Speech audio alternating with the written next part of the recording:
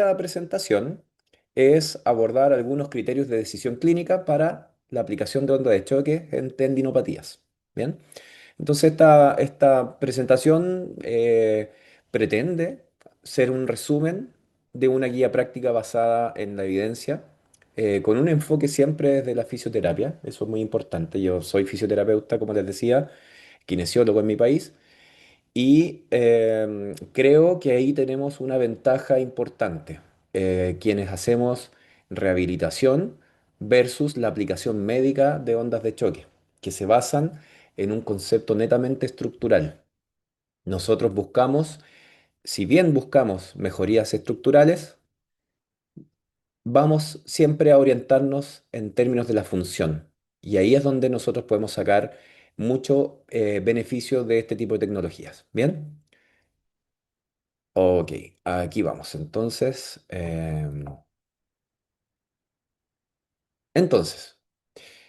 el motor biológico, probablemente hay algunas cosas que ya han visto en esta presentación, ¿ya?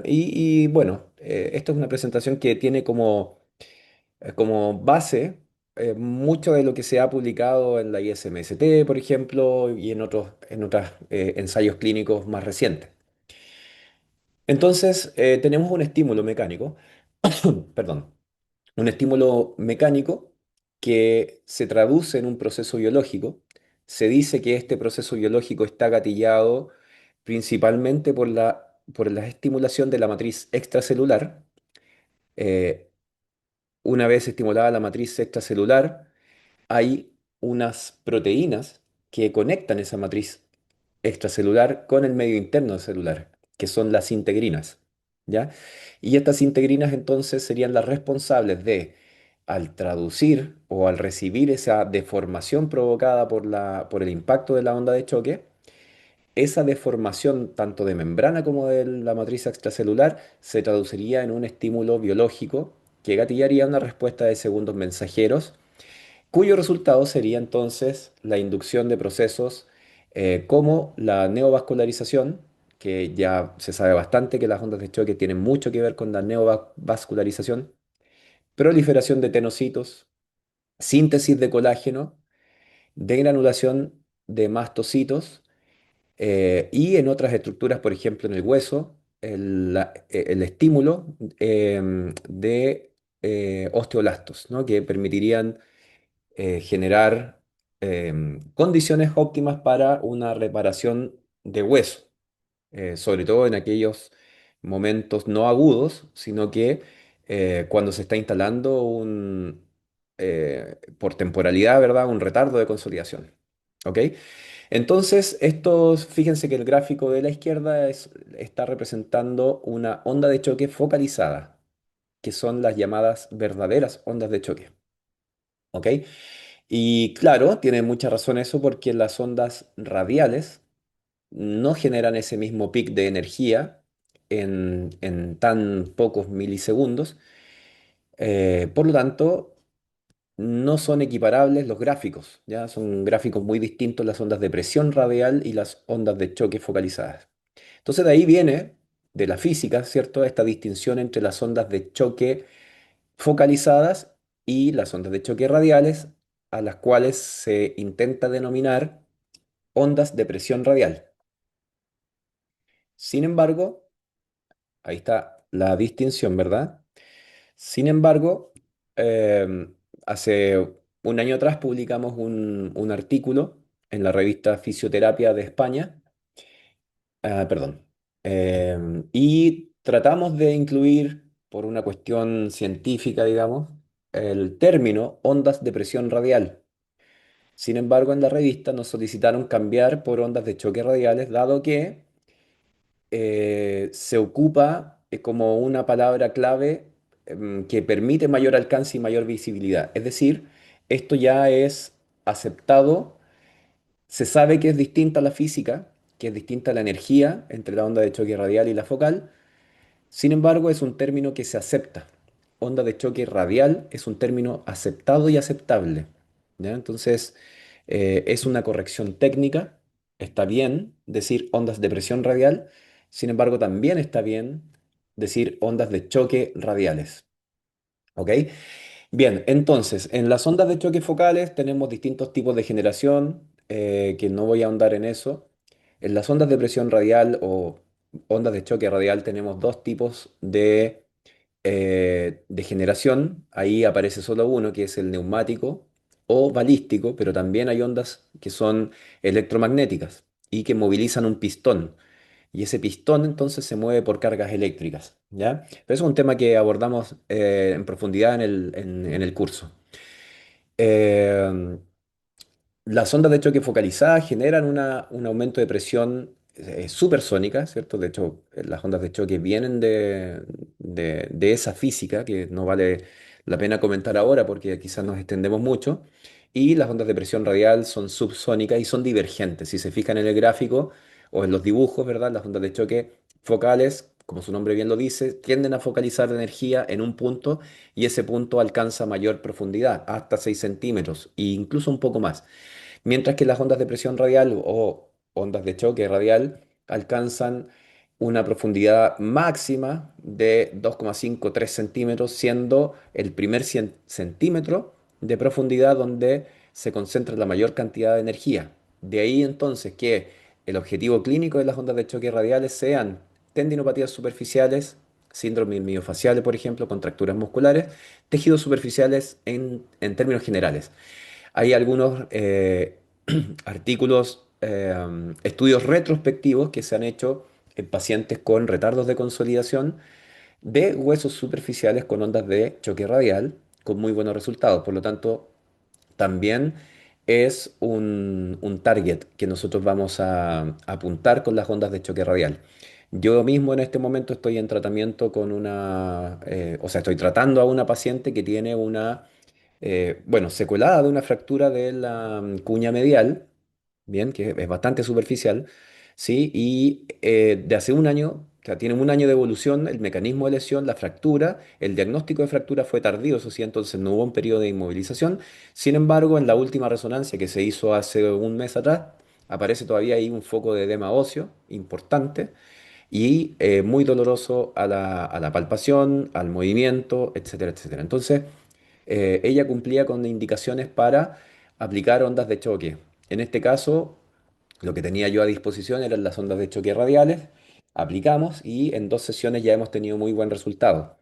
A la vuelta de un viaje que ella va a tener en las próximas semanas, va a tomarse una nueva resonancia a ver si ha habido algún cambio en este periodo corto. Y espero poder tener esa información para el curso de tal manera de mostrar esa interesante caso, evidencia. Bien.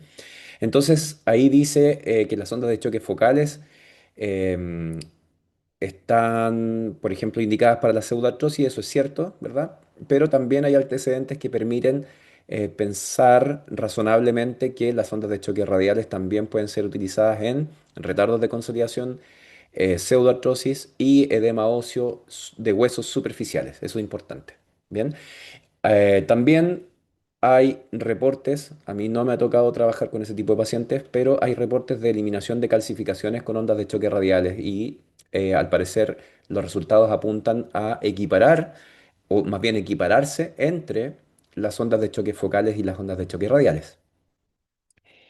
Esto es discutible, sin embargo, tenemos distintos niveles de energía. Esa expresión está en millijoules por milímetro cuadrado, que es la densidad de flujo de energía, y es una medida que se da casi exclusivamente para las ondas de choque focales, ¿ya? Y eso tiene una razón técnica. Hay una forma de medir las ondas de choques focales que permite estimar la densidad de energía que está recibiendo un tejido. Sin embargo, esa forma de estimación es imposible de transformarla directamente a las ondas de choque radiales, ¿ya? Por lo tanto, en ondas de choque radiales nosotros vamos a hablar principalmente en bares de presión. Bueno, en términos generales, cuando nos enfrentamos a un tejido más denso, como el hueso, necesitamos altos niveles de energía. Y eso es verdadero tanto para ondas focales como para ondas radiales. Y cuando tratamos de estimular procesos biológicos en tejidos menos densos, por ejemplo, tendinopatías superficiales o la piel incluso, necesitaríamos energías un poco más bajas. Bien, tenemos las indicaciones clásicas de la ISMST que las dividen en las estándar, que son aprobadas con alto nivel de evidencia, las de uso empírico común, las excepcionales y las experimentales. Eh, Estándar con alta evidencia, aprobadas, digamos, para usuarios comunes o recientes, con poca experiencia incluso, la tendinopatía calcificante de hombro, epicondilopatía lateral, síndrome de trocantérico, donde funcionan bastante bien las ondas de choque, tendinopatía patelar, que también tiene muy buenos resultados, tendinopatía aquiliana, con resultados más variables, sobre todo en las insercionales, donde las ondas de choque radiales definitivamente fracasan en la mayoría de los casos, y en la porción media, donde hay una tasa de éxito de alrededor del 50%, de acuerdo a mi experiencia particular, ¿ya? Y fascitis plantar, que quizás es la aplicación más sólida de ondas de choque radial y también focales, pero en las radiales es donde tiene mayor nivel de recomendación. Luego tenemos de uso empírico común, donde tenemos la tendinopatía del manguito rotador sin calcificación, epicondilopatía medial, donde no hay buenos resultados en general, puntos gatillos miofaciales, que sí anda muy bien, eh, síndrome de banda iliotibial también con buenos resultados. Luego tenemos excepcionales, donde, por ejemplo, aparece la enfermedad de Dupuytren, que sí tiene un nivel de razonabilidad importante, es plausible aplicar ondas de choque en Dupuytren. En artrosis, sobre todo en artrosis de rodilla, hay buenos reportes clínicos de uso de ondas de choque radiales.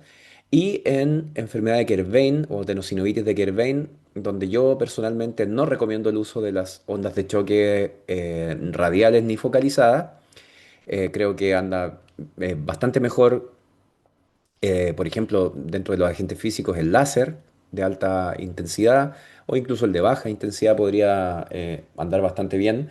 Sin embargo, la experiencia que yo tengo es con láser y también la electrólisis. La electrólisis anda bastante bien, funciona bastante bien en tenosinovitis en general. Entonces, de aquí vamos a extraer una regla que puede servirnos para orientar el uso de las ondas de choque radiales. Primero, tendinopatías, pero de tendones sin vaina. Los tendones con vaina en general responden con un proceso inflamatorio exacerbado y por lo tanto las ondas de choque no contribuyen mucho al alivio de síntomas. ¿Ya? ¿Cuándo podría ayudar? Cuando hay procesos fibróticos.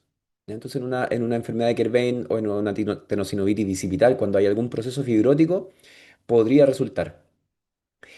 Luego, en manguito rotador, aquí creo que es clave algo que viene más adelante, lo voy a discutir, pero creo que es clave, eh, bueno, en realidad no solamente para manguito rotador, para regiones tendinosas donde hay bursas, descartar que exista una bursopatía sintomática, ¿ya? Y la verdad que cuando aparece el hallazgo ecográfico y hay algunos otros test clínicos que nosotros podemos a aplicar, por ejemplo, en el caso de un dolor subacromial o un síndrome doloroso subacromial, nosotros tratamos de buscar mayor certeza respecto así que si es que tenemos un dolor de origen tendíneo principalmente o predominantemente o un dolor de origen bursal predominantemente. Y aquí les doy una herramienta que les puede servir.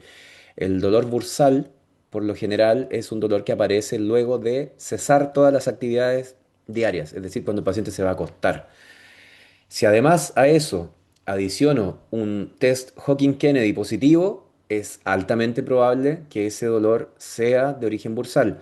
Si además a eso le sumo un arco doloroso entre 60 y 120 aproximadamente en la elevación del brazo, entonces casi por seguro que es un dolor de origen bursal. Bien, y en esos casos conviene hacer una revisión ecográfica em, para ver si efectivamente todos esos hallazgos clínicos coinciden con la imagen. Si es que hay coincidencia, yo sugiero no utilizar ondas de choque, sugiero el abordaje con electrólisis. La verdad que funciona muy, muy bien. Los mejores resultados clínicos que yo he tenido en pacientes de hombro han sido considerando estos tips que les acabo de dar. Y en cadera también, cuando hay una bursitis trocantérica, también es bueno tener, ojalá al alcance, un ecógrafo. Pero, por ejemplo, en una bursopatía trocantérica, cuando el paciente le duele al acostarse del mismo lado de la bursitis, es altamente probable entonces que el problema no sea originario de una tendinopatía, sino más bien de una bursopatía. Y en esos casos sugiero abordar, si es que ustedes pueden, ¿verdad?, con electrólisis o con láser. Para mi gusto, electrólisis primero. Si es que no tengo la electrólisis y tengo un láser, bueno, con láser.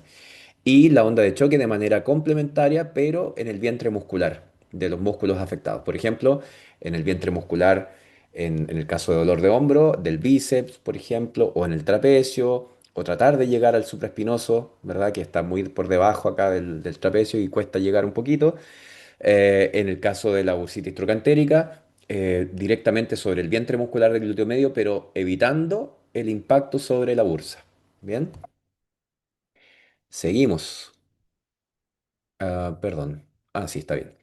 Entonces, otro tema importante es evitar la aplicación de ondas de choque o también de electrólisis cuando se ha infiltrado con corticoides. Bien, Em, cuando hay una infiltración con corticoides se recomienda esperar entre 6 y 8 semanas para, primero porque tengo la onda de choque, la electrólisis, son em, estímulos proinflamatorios, ¿bien? Y vamos a tener inhibidos absolutamente una respuesta inflamatoria con el uso de corticoides. Es más, se recomienda, ya lo discutimos, lo discutiremos más adelante, pero se recomienda no usar antiinflamatorios no esteroidales mientras se está aplicando un tratamiento de electrólisis o de ondas de choque. ¿Sí? Porque corto el proceso inflamatorio que estoy intentando provocar con el uso de la onda de choque. Bien. Y evitar el uso indiscriminado de estas terapias también aporta a el prestigio de las mismas.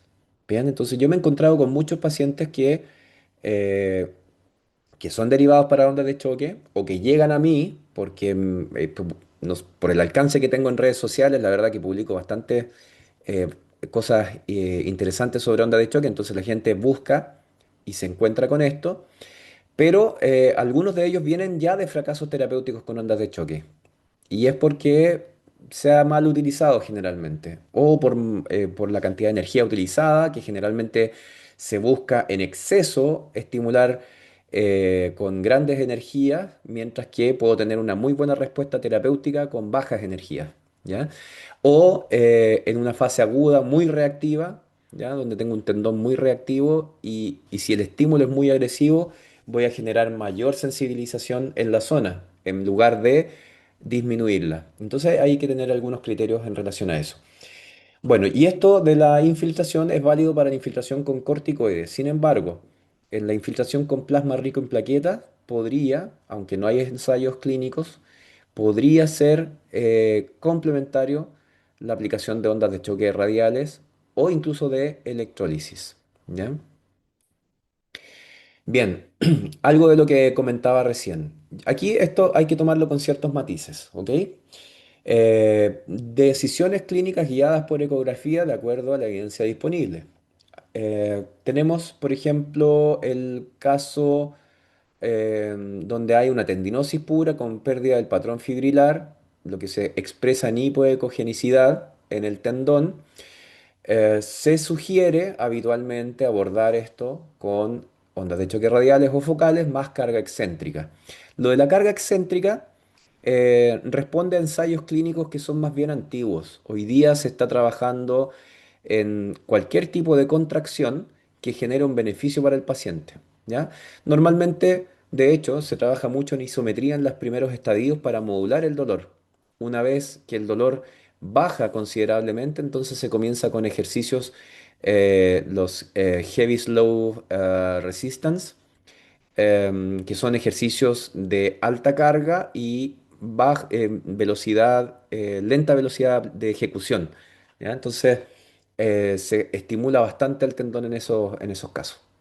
Cuando hay calcificación intratendinosa, se sugiere utilizar las ondas de choque focales. Sin embargo, si es que usted tiene a disposición las ondas de choque radiales y es un tendón relativamente accesible como el supraespinoso, por ejemplo, úsenla, úsenla, porque hay reportes que validan ese uso, independiente de que las recomendaciones de la ISMST tengan en cuenta solamente o de manera muy predominante a las ondas de choque focales.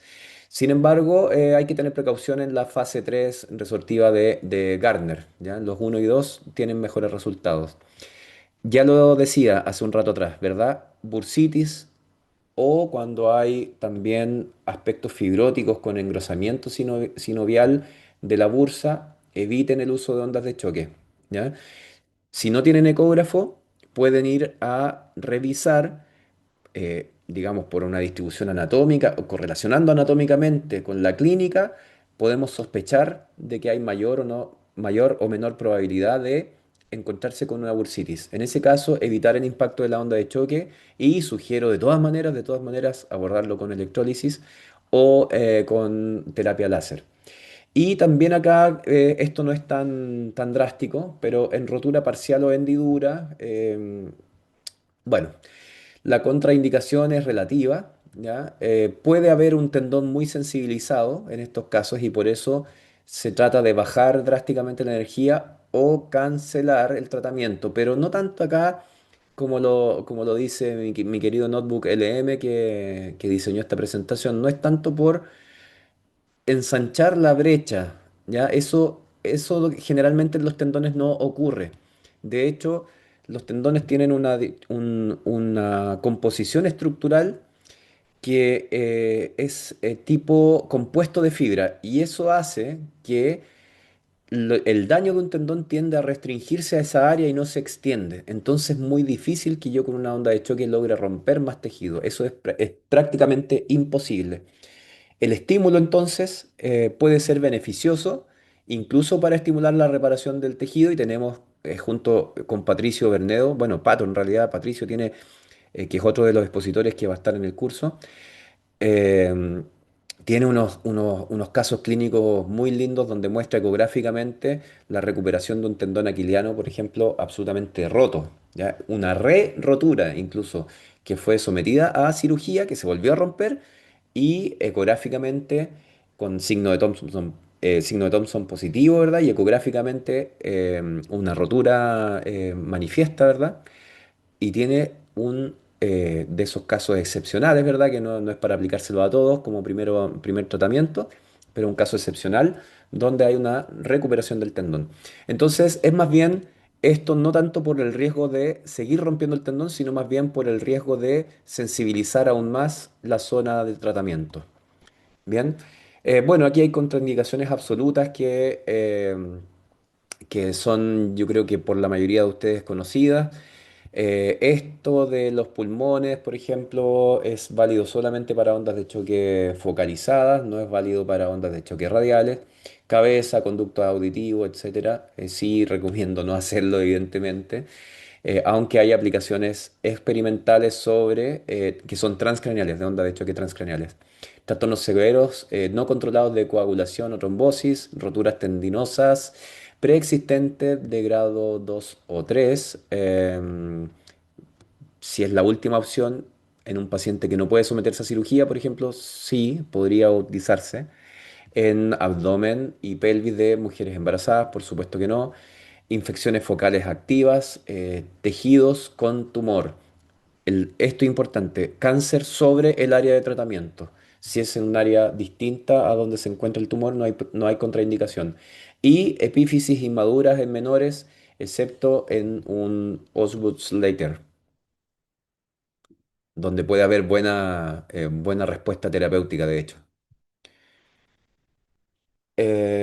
Aquí, cinco reglas de oro, perdón. Primero, la localización, ¿ya? Ojalá, tal como dice ahí, guiarse por el reporte de dolor máximo al paciente para encontrar el foco principal de tratamiento, ¿ya? Ahí es donde le vamos a apuntar principalmente. Si además esto se correlaciona ecográficamente, perfecto. A veces no hay correlación anatómica entre lo que uno observa como daño estructural en la ecografía con la sintomatología máxima del paciente. Bien, no importa eso. Entonces, no nos dirigimos necesariamente al hallazgo ecográfico, sino al área de mayor sintomatología. Esto es súper importante. Nunca usar anestésicos locales. El uso de crioterapia, por ejemplo, es, no tiene sustento. No tiene sustento y esto tiene que ver principalmente porque suprimen una respuesta inflamatoria, ¿ya? Que es deseable desde el momento en que yo estoy aplicando la onda de choque. Por lo tanto, si estoy tomando antiinflamatorios no esteroidales, que acá está la regla 5, ¿verdad? O estoy utilizando un anestésico local, como por ejemplo una crioterapia, estoy suprimiendo una respuesta inflamatoria deseable. Por lo tanto, no se recomienda ni antes ni después la crioterapia. ¿Bien? Dosificación de 3 a 5 sesiones. Esos son los protocolos más o menos estándar, ¿no? Y con intervalos de una, de 5 días a 10 días como máximo, habitualmente para permitir la proliferación celular. Es que el estímulo inicial entonces gatilla esa respuesta, hay que darle tiempo. Bueno, y siempre considerar la sintomatología actual del paciente. La terapia siempre debe ser tolerable, ¿ya? No debe ser, salvo quizás en hueso, eh, no debe ser una cuestión insoportable en ningún caso, ¿ya? En fascitis plantar, por ejemplo, hay reportes de roturas de fascia por uso excesivo de energía y hay reportes que hablan de que no existen diferencias significativas entre aplicación eh, entre una dosis mínima y una dosis máxima entre pacientes de distintos grupos, ¿ok? Ambos responden bien. Entonces yo puedo aplicar una dosis mínima y voy a tener un buen resultado. Lo que sí se sugiere es que haya algo de dolor en la aplicación de las ondas de choque porque eso clínicamente es casi el único indicador de que estamos causando un efecto proinflamatorio deseable. Bien, entonces ahora vamos a revisar rápidamente algunas aplicaciones que están recomendadas en la literatura. La fasciopatía plantar, ahí están los protocolos, no me voy a detener en eso, pero es una recomendación que tiene un nivel de certeza alto, de acuerdo a la metodología GRADE. En tendinopatía quiliana, aquí hay reportes del año 2005 y 2000, perdón, 2025 y 2026 que matizan estos resultados de la tendinopatía quiliana de la porción media, particularmente con ondas de choque radiales, ¿ya? Se sabe que en la inserción o en la entesis no responde bien. Ahora, hay baja a moderada certeza de evidencia. Eso significa que se debe seguir estudiando sobre el tema. ¿Bien? Tendinopatía patelar con evidencia moderada. En general, las epicondilopatías laterales o el codetenista tienen mucha variabilidad y por lo tanto el nivel de evidencia es bajo todavía. Pese a que existe como recomendación, con nivel de recomendación B, ¿ok? Faltan estudios que validen esto. Desde mi perspectiva, el uso de la onda de choque en un codo tenista es complementario a otro tipo de actividades y no necesariamente requiere la aplicación de la onda sobre el tendón dañado o doloroso, sino sobre el vientre muscular de los extensores. Ahí responde bastante mejor desde mi perspectiva, ¿ok? Y de manera complementaria puedo usar electrólisis sobre el tendón con algunos parámetros de baja intensidad, en general son los que más ocupo yo, y tienen muy buenos resultados. Si a esto lo complementamos además con un protocolo de carga gradual, en general el paciente responde bien. Pero si yo apunto solamente a aplicar la onda de choque directo sobre el tendón sintomático, en general los resultados no son buenos.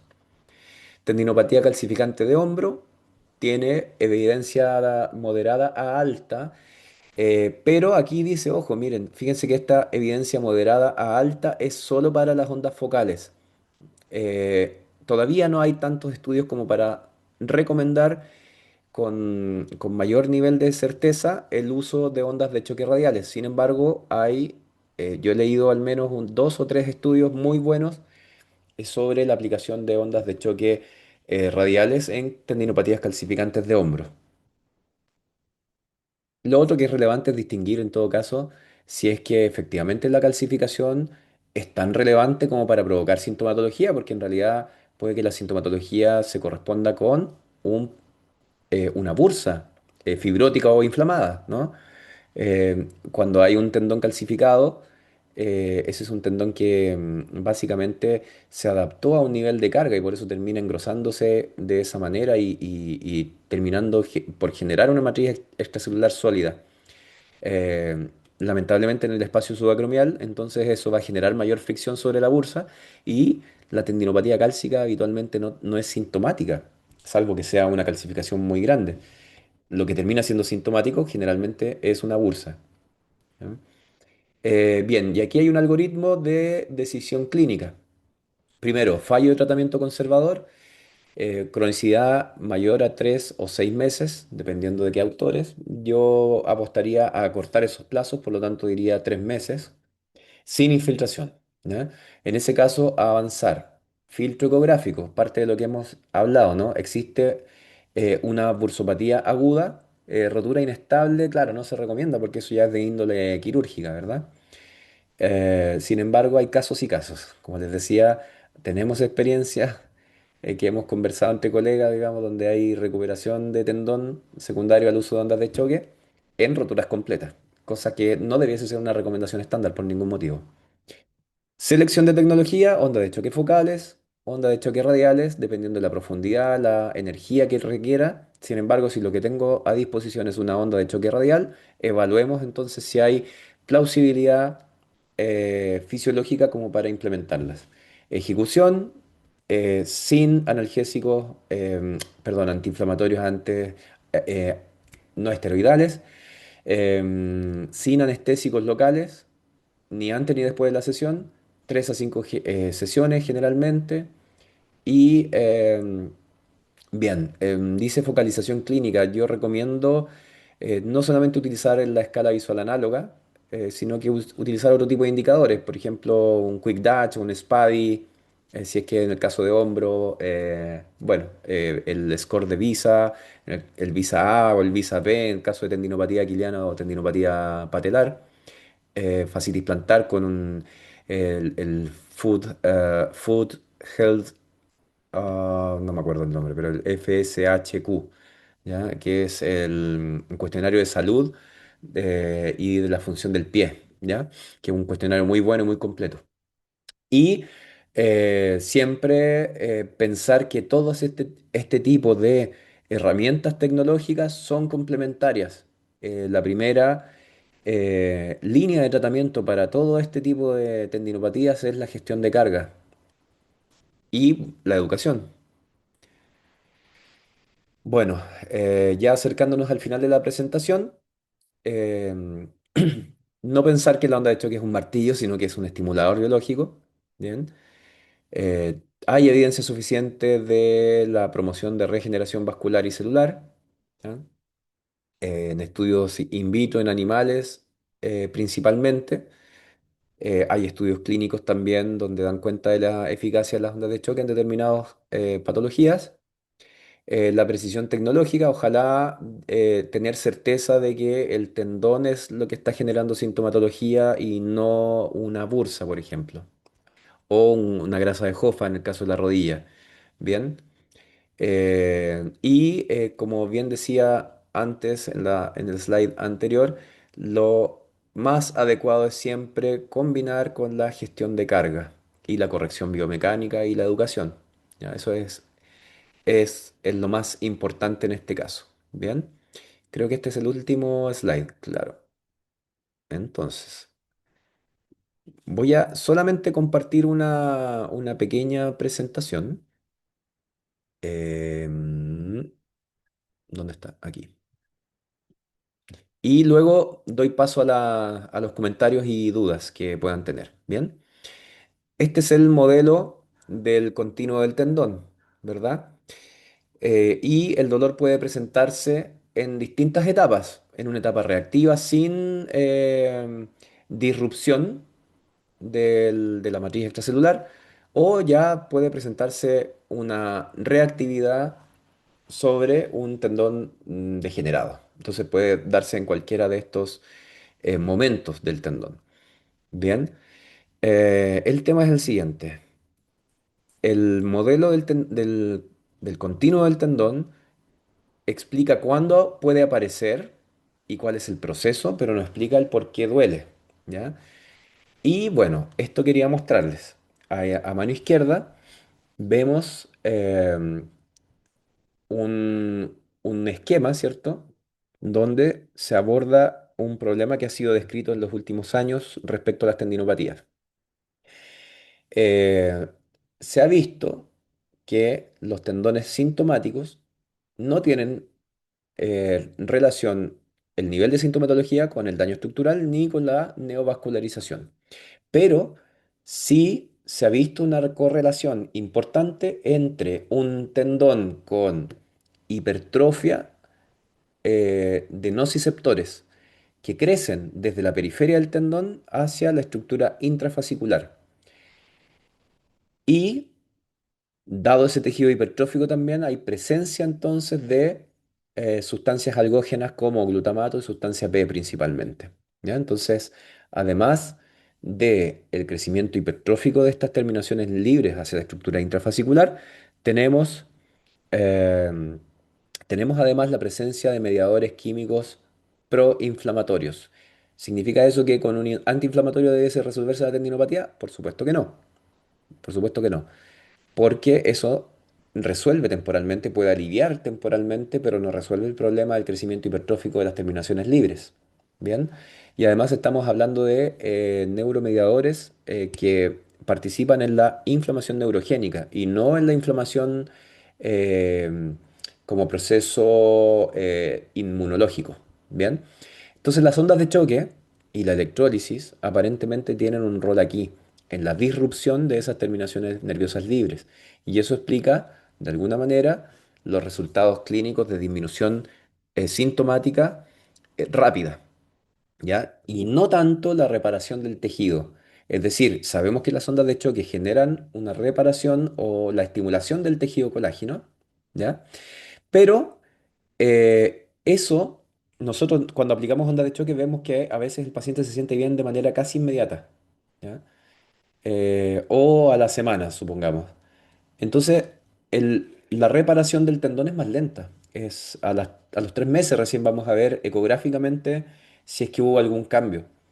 Entonces, ¿por qué el paciente se mejora antes? Parece que no tiene que ver entonces con la estimulación del tejido colágeno, sino más bien con la retracción de esas terminaciones nerviosas libres. Bien, ahí están mis redes sociales para que puedan seguirme quienes no lo han hecho hasta el momento. Y bueno, damos paso, Rebe, ahora a algunas preguntas. Si gustan, yo no tengo inconveniente en que abran el micrófono o dejen sus preguntas en el chat. Sí, bueno, muchas gracias, Iván. No veo ninguna pregunta en el chat, pero no sé si alguien quiere hacer alguna pregunta. Pueden abrir el micrófono, como bien decía Iván, o pueden escribir en el chat sin ningún problema, si todo quedó claro, o hay alguna duda o alguna consulta que quieran hacer sobre el tema. Hola, Hola, hola. le saluda Diego. Tengo una duda. ¿Cómo va, Diego? Un gusto saludarlos, mis amigos. Igual, pues, Eh, igualmente. Igualmente. la duda es la siguiente. Es cierto, tenemos entendido de que las aplicaciones de ondas está contraindicado cuando utilizan un tipo de infiltraciones, pero no sé si ustedes han tenido experiencia o sería también una contraindicación cuando aplican PRP, plasma rico en plaquetas. Entonces, no sé si es contraindicación, no se puede aplicar o de igual manera tenemos que esperar las 6 semanas para aplicar las ondas. No está contraindicado en el PRP. No se sabe bien si puede potenciar el efecto, pero razonablemente podría potenciarlo. ¿Sí? Exactamente. Pero sí, no sé, Rebe, si tienes alguna experiencia con respecto a eso. Yo solamente puedo comentar que estoy justamente en ese proceso con una paciente. Entonces yo creo que Todavía, a exacto. final de año No está contraindicado, exacto, no está contraindicado. Sin embargo, todavía no está como la evidencia clara, pero sí conozco a varios médicos ortopedistas que la utilizan buscando justamente potenciar el efecto, Ujú, ¿verdad? Sin tener como una evidencia científica, pero sí han tenido una evidencia clínica bastante positiva, entonces no hay ningún problema. ujú. Tengo otra pregunta, perdón. Sí, adelante. Ujú, ujú. Con respecto a las contraindicaciones, me han preguntado frecuentemente sobre cuando el paciente tiene marcapasos. No sé, es decir, desde mi punto de vista, la sonda de choque es una energía mecánica, es decir, es a nivel local, no es electricidad, no es magnetismo, no es nada de eso, pero no sé, ustedes me comentarán si el paciente presenta marcapasos, ¿habría alguna contraindicación o algo relacionado? Rebe, entonces si quieres responder tú. Bueno, hasta donde tengo entendido, ¿verdad? De acuerdo a lo que conozco, Diego, no es una indicación, una contraindicación, perdón, no está como una contraindicación absoluta, justamente exactamente porque es una energía mecánica. Sin embargo, siempre hay que tener como un poco de precaución, ¿verdad? Entraría como un tema más de precaución y demás, pero no es una contraindicación absoluta que esté, digamos, determinada sobre la ISMCT, ¿verdad? Que es sobre lo cual nosotros también debemos regirnos. Entonces, no es una contraindicación absoluta, sino entraría como un tema de precaución. Sí, sí, no, de acuerdo. Salvo que se aplique sobre la zona donde se encuentra el marcapaso, y ahí sería un absurdo Sí, en realidad. exacto. Pero Exacto. no, no hay una contraindicación. Sí. Acá en el chat tenemos, Iván, que Ujú, pregunta, Lady, ujú. que el uso de la onda de choque radial o focal para la fibrosis o para la disminución de dolor. En fibrosis muscular, por ejemplo, como consecuencia de un desgarro, podría ser. Lady, si nos aclaras si ese es el caso, en una fibrosis como consecuencia de una lesión muscular. Sí, si es que ese fuera el Bueno, sí, caso, me parece que es plausible la utilización de ondas de choque. Creo yo que el estímulo mecánico de las ondas radiales genera mejores efectos que el estímulo que podría llegar a generar una onda focal. ¿Ah? Em, porque también hay un estímulo mecánico que es distinto. Eso no lo sabría explicar bien en este momento, la verdad, pero em, bueno, quizás me tienen que creer. Ahí está, sí, sí, como dice que es consecuencia de a desgarro. consecuencia de un desgarro. Vamos a Efectivamente, ver. una onda focal, sí, perdona, Rebe, en una onda focal se disipa mejor la energía en el músculo. En una onda radial, en cambio, ese mismo estímulo mecánico, además de la onda que se está generando, puede ser beneficioso. Sí, es plausible, de todas maneras. Dale, dale, Sí, Rebeca. de hecho, en la parte de fibrosis, ¿verdad? Yo creo que he trabajado bastante este tema de fibrosis con muy buen resultado con la radial, más no con la focal, justamente por lo que explica Iván. Y de hecho, por ejemplo, a nivel de fibrosis en cicatrizaciones inclusive, la respuesta es bastante positiva. Se logra eliminar bastante, mejora muchísimo el tejido, sobre todo por el estímulo que se hace a nivel de elastina, de colágeno. Entonces nos permite mejorar el tejido y eso facilita la recuperación, digamos, de la lesión como tal. Ujú. Y él preguntaba también de dolor, Iván, si quieres. Y claro, es que sí, lo que pasa es que la onda de choque tiene efectos analgésicos muy relevantes, ¿ya? Yo creo que no viene al caso a discutir ahora cuáles son esos potenciales efectos analgésicos o cómo se explican, ¿no? Pero claro, en términos de disminución del dolor, efectivamente, es casi, sobre todo en músculo, es casi en el momento en que uno termina la aplicación de onda de choque, porque durante sí puede ser molesto, pero una vez terminada la aplicación, el paciente refiere alivio. A veces, cuando uno aplica sobre hueso o sobre tendones, el paciente queda un poco, bueno, sensibilizado evidentemente porque es un tejido más denso, porque la onda llega con más fuerza en esos tejidos y, bueno, tiene 48 horas que son relativamente malas en términos de la sintomatología, pero luego de eso empieza a repuntar. Bien, entonces sí, la disminución del dolor es importante. No sé si tienen alguna otra pregunta, alguno más por el chat o pueden encender su micrófono, como les decíamos. Ujú. Yo tengo otra consulta, perdón. Adelante. Eh, como habían mencionado de que las ondas son estimuladores proinflamatorios y idealmente no se tiene que combinar por ejemplo, hielo, como había mencionado Iván, pero ¿con qué otro agente electrofísico se podría combinar? Es decir, yo entiendo muy bien de que con láser se tiene muy buenos resultados todavía, pero electroterapia, por ejemplo, o magneto. No, en magneto yo no conozco mucho. De electroterapia no veo ningún inconveniente en aplicarla de manera combinada. Sí, acá el tema, digamos que se ha hablado de la combinación con electroterapia, es tratar de no utilizar corrientes antiinflamatorias, ¿verdad? Por el mismo Ok. principio, ¿verdad? De permitir el efecto. Entonces, si vamos a utilizar alguna corriente como objetivo analgésico, funciona bien. Sin embargo, la evidencia inclusive ha demostrado que la mejor relación o la mejor combinación es el láser con la onda de choque, es como lo que tiene mayor evidencia, ¿verdad? Inclusive el tema de la radiofrecuencia, de alguna manera, ¿verdad?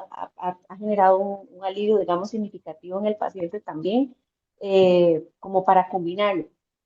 Sin embargo, yo no soy partidaria de aplicar demasiados agentes físicos en una misma sesión, ¿verdad? Entonces sí es importante también tomar en cuenta eso, cuál es el objetivo que estamos queriendo lograr para saber si vamos a sobrecargar a la célula, digamos, de energía. Entonces creo que eso también es un detalle importante que tenemos que tomar en cuenta cuando vamos a elegir con qué queremos combinar. Mm, sí, de acuerdo. Gracias, tengo otra pregunta. Dale. Ah, no, Diego, Eh, le vamos a cobrar más caro. Palo, allá se ocupa el concepto de palo blanco, ¿no? No, No ¿No? sé cuál es ese. No, que es como tú cuando vas a un remate, no sé, Ajá. de un automóvil, por ejemplo, y llega un tipo que está de acuerdo con el rematador, ¿no? Entonces empieza a subir el precio. Entonces Diego es como el palo blanco acá, te está haciendo todas las preguntas, está bien. Dale, No, aquí dale. no se utiliza eso, que yo sepa. Pero sí, sí, tengo una pregunta. Ujú. Como número de sesiones, se podría decir de ondas, se había mencionado de 3 5 seis. cinco. Ah, Ujú. ¿pasaría algo si le aplico más de 6 a mi paciente? Es decir, ¿tendría algún efecto similar como los medicamentos que aunque el paciente tome más medicamento, pues no va a haber mayor efecto o habría algo diferente a nivel estructural? Yo soy partidario de protocolos cortos en general. Entonces, generalmente recomiendo al paciente que si en 3 sesiones no logró una mejora significativa, suspendamos el tratamiento. O sea, no es necesario llegar a completar un protocolo de 6, por ejemplo. ¿Ya? Sí, Incluso en la segunda sesión uno empieza a ver cómo se perfila este paciente, si es que puede llegar a tener buen resultado o no. Pero siempre es prudente completar 3 al menos, eso sí. sí. De Luego, si hecho, no tuvo resultados a la tercera, yo no continuaría. justamente está establecido 5, pero yo siempre cuando enseño sobre esto, o cuando lo aplico con mis pacientes igual, siempre les digo que la tercera realmente es la decisiva, donde nos vamos a dar cuenta si realmente el tratamiento está funcionando o tengo que modificar completamente lo que estoy haciendo con el paciente. No sería recomendable hacer muchísimas más aplicaciones. Más bien, en algún momento encontré un lugar donde hacían aplicaciones, 15 aplicaciones en un paciente, ¿verdad? Seguidas. Entonces, más bien eso No. genera un daño bastante significativo en el tejido. Entonces, también eso hay que tener bastante cuidado. Y también hay un tema con lo ético, ¿no? Porque si tú sabes que los protocolos son de manera estándar recomendable entre 3, 6 sesiones como máximo y llevas 15, me parece que hay otra intención ahí. No veo que sea en beneficio del paciente, ¿no? Eh, Claramente. Entonces, eso, yo soy partidario de los protocolos cortos porque sé que la onda de choque responde rápido. Y si no responde, bueno, hay que analizar por qué no responde, pero continuar con ese camino yo creo que no tiene mucha, no es plausible para nada. Por acá veo otra pregunta en el chat. ¿Cómo se aplica en artrosis de rodilla? Em, bueno, mira, a ver, los protocolos se señalan directamente sobre interlínea articular, ¿ok? Pero creo yo que sería bueno considerar una aplicación en dos fases, al menos. Una primera fase que fuera en tejido periarticular, ¿ya? O sea, por ejemplo, pensando en retináculos, sí, principalmente retináculos, peripatelar, por ejemplo, o alrededor de la interlínea articular tibiofemoral. Y luego directamente un grupo de golpes ahí directamente sobre la interlínea o sobre los puntos más sintomáticos del paciente. Lo que sí creo yo que hay que estar bien seguro, nuevamente, y ahí viene el diagnóstico fisioterapéutico. Hay que estar bien seguro de que ese dolor es articular, ¿ya? Porque en una artrosis de rodilla se mezclan varias cosas. Se mezcla una excesiva tensión de, por ejemplo, la musculatura periarticular, cuádriceps, isquiotibiales, tríceps sural, que contribuyen a generar un cuadro nociceptivo mayor sobre la rodilla. Pero si tú haces, por ejemplo, una palpación de la interlínea articular y no hay dolor ahí, yo no pondría mi énfasis en la aplicación sobre esa zona, sino en el tejido periarticular. ¿Bien? Eh, Rebe, veo una mano Bueno, levantada. Antes de ir con Rolando, ¿te parece si comentas un poquito sobre el curso? sí, claro. Bueno, gracias a todos los que todos los que se conectaron. Eh, Como pudieron ver, ¿verdad? La onda de choque no es solamente eh, aprender a utilizar o a protocolizar un equipo, ¿verdad? Sino que va más allá, es poder tener una adecuada evaluación y un conocimiento y una selección correcta del paciente. Y es por eso que nosotros hemos estado organizando durante todo este tiempo una certificación sobre el uso profesional de las ondas de choque que vamos a llevar a cabo ahora en julio, el 18 y el 19 de julio. La idea es que podamos tener un tiempo para aprender, para entender y para razonar el uso correcto de la onda de presión radial, sobre todo. Vamos a contar con la presencia de profesores con mucha trayectoria en el uso de la onda de presión, ¿verdad? Con mucho camino recorrido.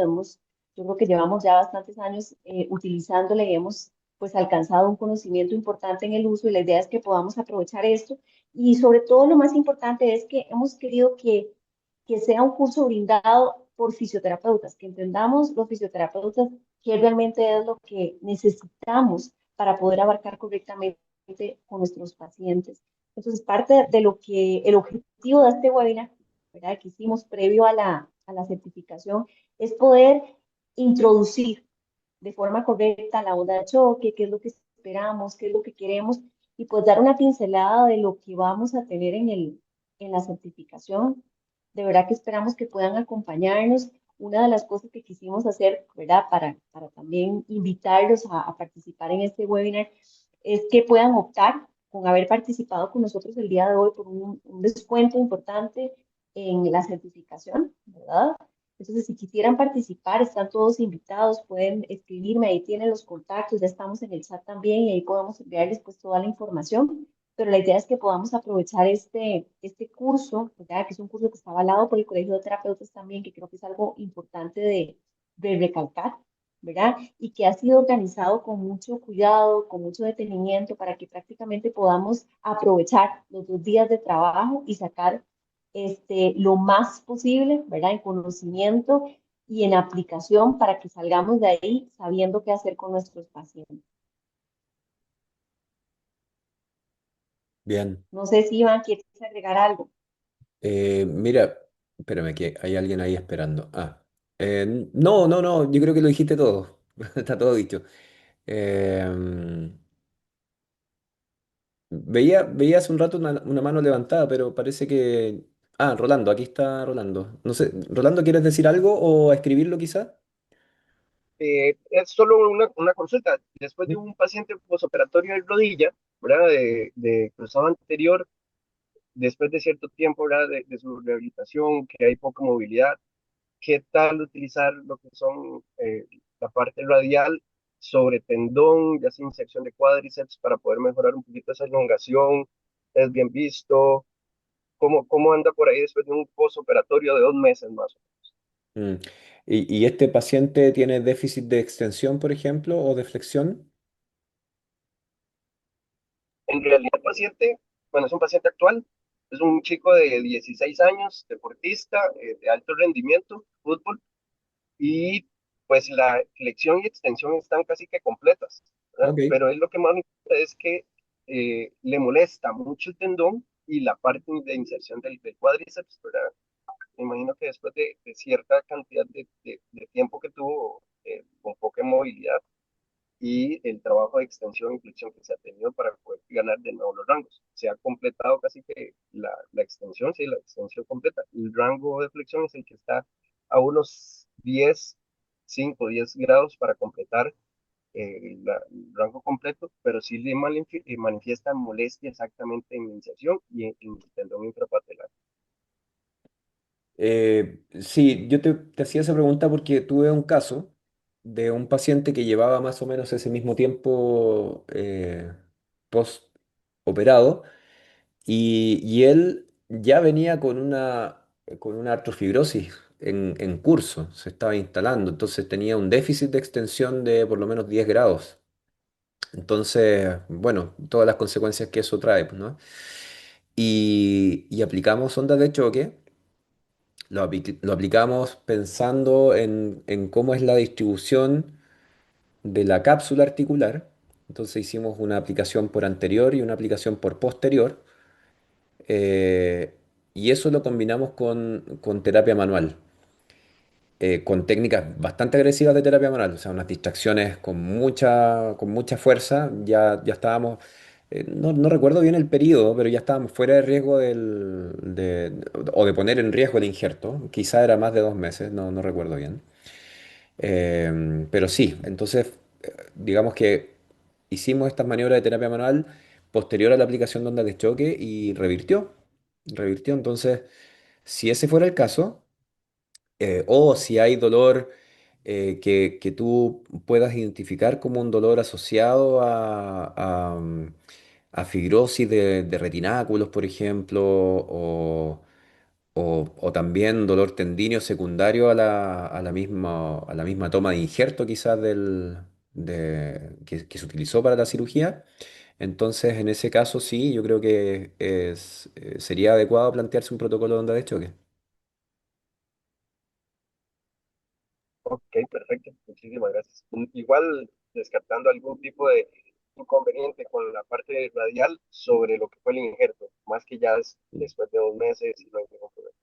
Ok, ok. Entonces como un dolor más y que es normal en una cirugía, ¿no? Es como una respuesta tisular de fibrótica en general, ¿no? Los retináculos. Entonces sí, en ese caso de todas maneras, de todas maneras. Gracias. Gracias por la pregunta, Rolando. Súper interesante. No Bien. sé si alguien tiene alguna otra pregunta o algún comentario, y si no, pues ya con eso cerramos. Ujú. Igual quedamos con el grupo de WhatsApp, que si por ahí quieren preguntar alguna cosa, pueden hacerlo sin ningún problema. Sí, esa es la idea, justamente. Rebe, para el tema del curso, ¿cómo lo hacen te contactan a ti, nos contactan por el WhatsApp? Sí, voy a pasar toda la información por el WhatsApp Ok. del curso, ¿verdad? Todas las indicaciones y demás. Sí es importante saber que si quieren aprovechar el descuento que se aplica a partir de hoy con el webinar, es hasta el día 16, ¿verdad? De, de junio, o sea, hasta el martes próximo, ¿verdad? Para que puedan aprovechar el descuento, para que puedan inscribirse. Ese día simplemente pagar la reservación, pues, del cupo, y ya con eso tienen hasta el 15 de julio para cancelar. Entonces, cualquier duda o cualquier pregunta que tengan, estamos a la orden. Muy bien. Por mi parte, muy agradecido en la instancia. Eh, un saludo especial, Diego, Rebe, a la distancia que nos conocemos hace tanto. Y bueno, al resto veo a Carla Agüero también que nos seguimos hace tiempo ya por redes sociales. Así que un saludo a la distancia y ojalá que podamos vernos pronto. Un saludo mis amigos, qué gusto saludarlos nuevamente, espero verlos pronto. Ah, bueno, y el webinar está grabado, así que voy a enviarlo nuevamente, voy a editarlo para sacar toda esta conversación larga, ¿no? Y lo voy a enviar al grupo de WhatsApp. ¿Ok? Eso. Perfecto. Que tengan muy buenas noches. Muchas gracias a todos por conectarse. Que estén muy bien. Chao. Gusto saludarlos a todos, feliz noche. Chao, chao.